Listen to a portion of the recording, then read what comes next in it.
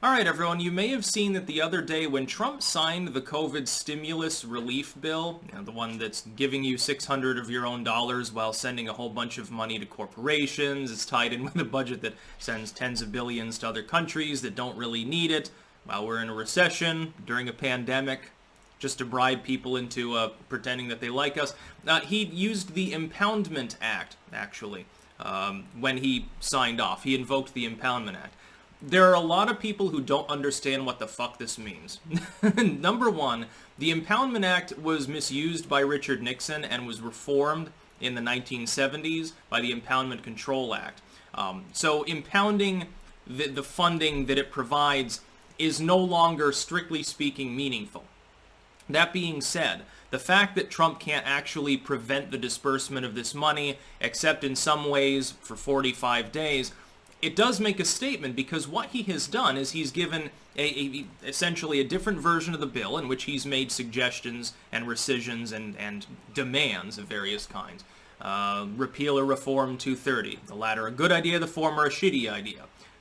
Raise the stimulus to 2,000. Well, I mean, it's better than the milquetoast one that they're giving people now. I don't think there should need to be a stimulus because people should be going to work and doing what they need to do. But failing that, if we're just going to upend society, yeah, why not just give people a payoff? Pay them to stay home for a month or whatever and see what happens. Absolutely nothing, but, it's feel-good, hippie-trippy power grab nonsense. Essentially what this does is it's a challenge to the House run by the Democrats and the Senate run by Republicans. He signs the bill, and he says, well, it'll go forward, automatically after 45 days is my understanding, but I want you to amend it with these things, or basically, it's not my will that it passes at all. Essentially, the suggestions are repealing 230. This is something that the populists have taken up as a banner. Reforming it, I'm absolutely on board with. Repealing it would be a disaster, but they're for it. $2,000 stimulus instead of 600. Various other things. They're eliminating some of the pork, some of the stuff that the leftists threw in. Essentially, what this forces is, if the House and Senate refuse to take up, the particular rescissions that he's made, what they're telling people is that the Democratic Party doesn't want you to have $2,000. That the neoliberals, not the leftists, they're still championing it, like Gabbard and Sanders. That the neoliberals, the Pelosi types, don't want to raise the stimulus because they care too much about their pork to do so. It challenges the Republicans to do the same thing. Trump is on board with 2,000. Mitch McConnell is the one holding out at this point. It's not the MAGA folks, it's the neocons. And the neoliberals pretend to care about that. Hey, they wanted more than 2,000 in some cases, but they love their pork so much they're not willing to touch the bill.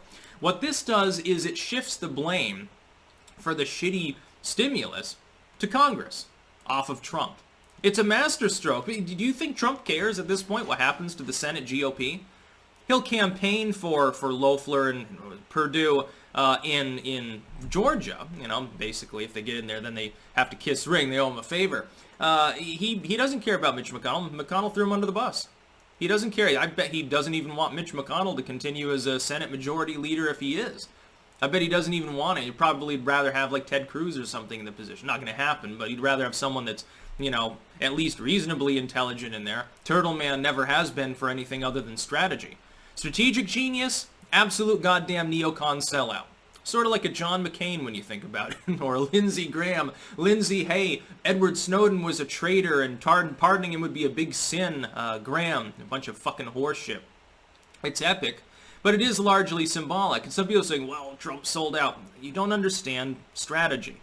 And this is why Trump wins and why a lot of other people don't. This is why MAGA managed to rise to prominence and some of these other right-wing movements end up fucking themselves. You have to be patient. You have to understand strategy.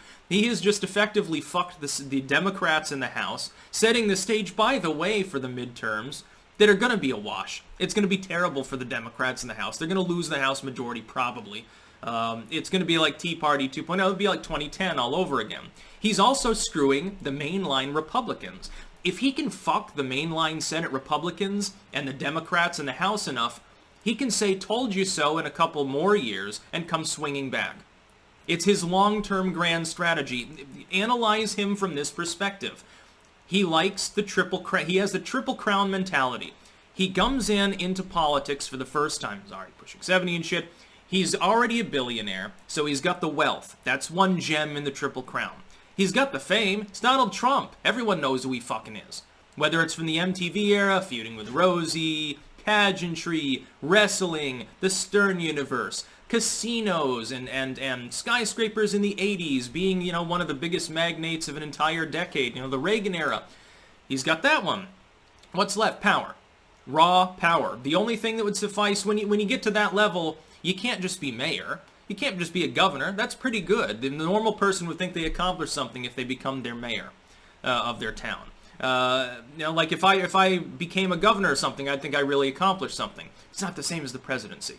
That's what he wants. And the only way to truly secure the Triple Crown, he's one step away from it, is to be reelected. And if he can do that in non-consecutive terms, by the way, it's almost more impressive. Imagine he goes full Grover Cleveland and he's on top of the world laughing his ass off. I think it's possible. A lot of other people, like I think Ramsey and Razor and a few of the others are more black-pilled on it. I'm not a trust the planner, okay? I don't believe in the QAnon LARP and, Trump is a god emperor, time traveler, and his son has a 200 IQ. That's hyperbolic horseshit. It's funny, it's meme-worthy, it's really, really it makes me laugh, but it's not really true. But Trump is a grand strategist. He's not playing a short-term game. Every single time people have thought he was down, he ended up windmilling them around, and they found themselves face first on the concrete. He's done this over and over again. He's constantly playing tricks. He's constantly thinking of ways to do this. The idea that Trumpism is dead, MAGA's dead, bullshit, dude. You haven't even begun to see it. And as I predict, 2021 is going to be way weirder than 2020. Just wait and see. That's about all. Peace out.